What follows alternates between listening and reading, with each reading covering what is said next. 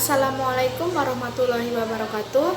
Perkenalkan, nama saya Ayatullah Fatimah dengan NIM 2017-2011-27 akan mempresentasikan hasil review jurnal tentang filsafat ilmu. Video ini dibuat untuk memenuhi tugas UAS mata kuliah filsafat ilmu dengan dosen pengampu Bapak Enjen Zainal Mutakin. Jurnal yang berjudul Falsifikasi Karl Popper dan Kemungkinan Penerapannya dalam Keilmuan Islam termasuk dalam Jurnal At-Taqadum dengan volume 6, nomor 2, dan jumlah halaman 18, yaitu dari halaman 444 sampai dengan 462 dengan penulis Komarudin yang ditulis pada tahun November 2014.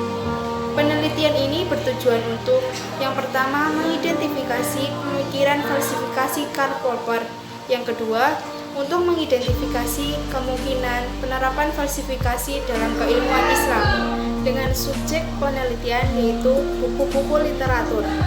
Metode yang digunakan dalam penelitian ini yaitu dengan pendekatan kualitatif dengan metode penelitian perpustakaan.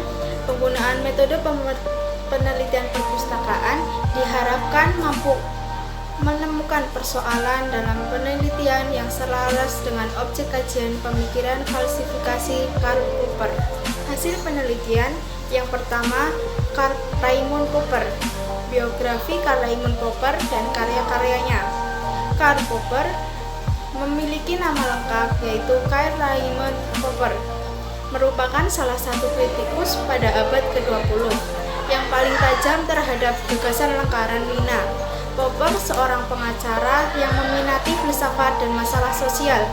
Pada tahun 1928, Popper meraih gelar doktor, tidak puas dengan disertasinya dan memilih untuk mempelajari bidang epistemologi yang dipusatkan pada perkembangan teori ilmu pengetahuan.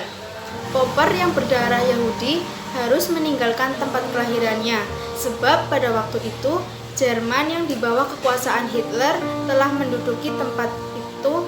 Popper lalu pindah ke Selandia Baru dan mengajar di Universitas Christchurch, Newfoundland. Peristiwa ini mampu membuka cakrawala baru bagi dirinya untuk membangun teori kritis. Hasil yang kedua yaitu prinsip falsifikasi Karl Popper. Meski Popper banyak berkenalan dengan gagasan-gagasan para filsuf yang tergabung dalam lingkaran Wina atau kaum positivismologis, namun ia tidak sependapat dengan gagasan-gagasan mereka dalam bidang keilmuan, terutama terkait dengan tiga ide utama, yakni dengan masalah induksi, demarkasi, dan dunia ketiga. Proses induksi melalui observasi seperti inilah yang dipandang oleh kaum positivismologis sebagai prinsip pembentukan ilmu atau pengetahuan. Proses induksi ini pula yang dijadikan untuk menciptakan hukum umum dan mutlak berdasarkan kriteria kebermaknaan dan ketidakbermaknaan. Begitu juga dengan teori-teori yang lain, kesemuanya tidak ada yang benar secara definitif atau mendekati kebenaran secara finansial.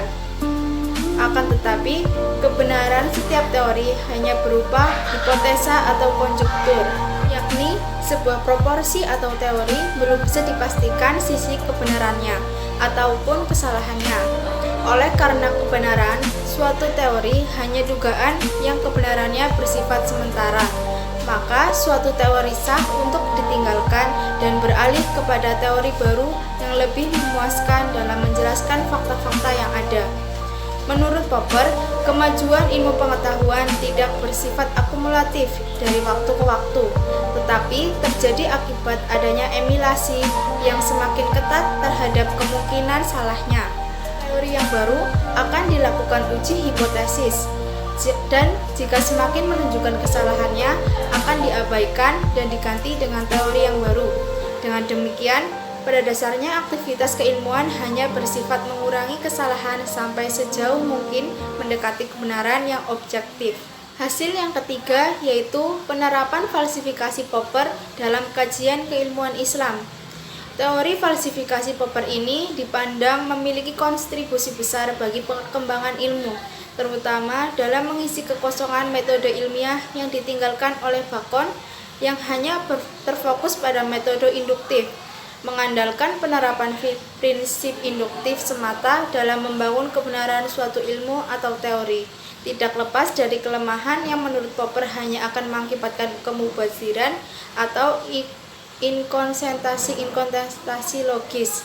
Prinsip falsifikasionalisme seperti ini juga memberikan keterbukaan bagi ilmuwan untuk melakukan uji kesalahan terhadap berbagai teori yang ada, meski ia dibangun berdasarkan prinsip induktif semata, tetapi apakah teori ini tersebut berdasarkan uji kesalahan atau tidak? Ilmu hanya bisa ditemukan kekeliruannya. Kelemahan dari penelitian ini yaitu perlu dilakukan penelitian atau kajian lebih lanjut dengan mengkaji variabel yang lebih luas dan kajian teori yang lebih mendalam dalam menentukan variabel-variabel lain yang diduga berpengaruh signifikan dengan falsifikasi Karl Popper.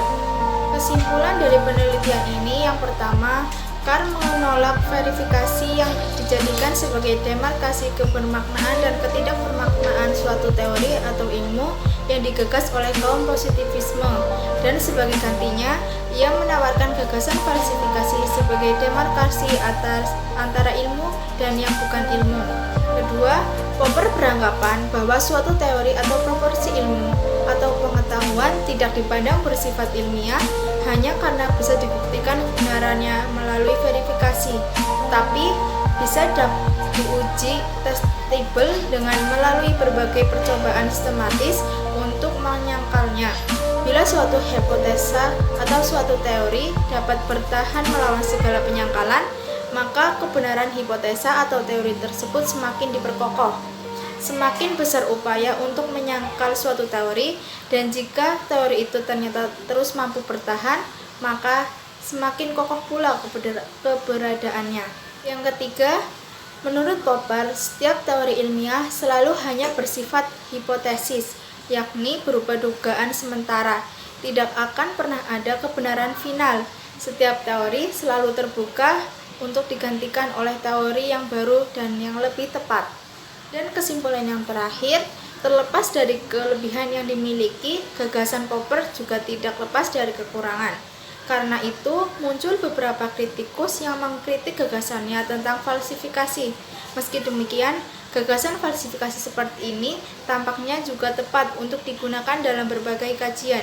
Misalnya dalam kajian agama, meski terlebih dahulu perlu disadari dan ditegaskan batas-batas wilayah makna, wilayah doktrin, dan wilayah pemikiran, sehingga terlepas dari ketakutan atau bayang-bayang fukur dan dosa.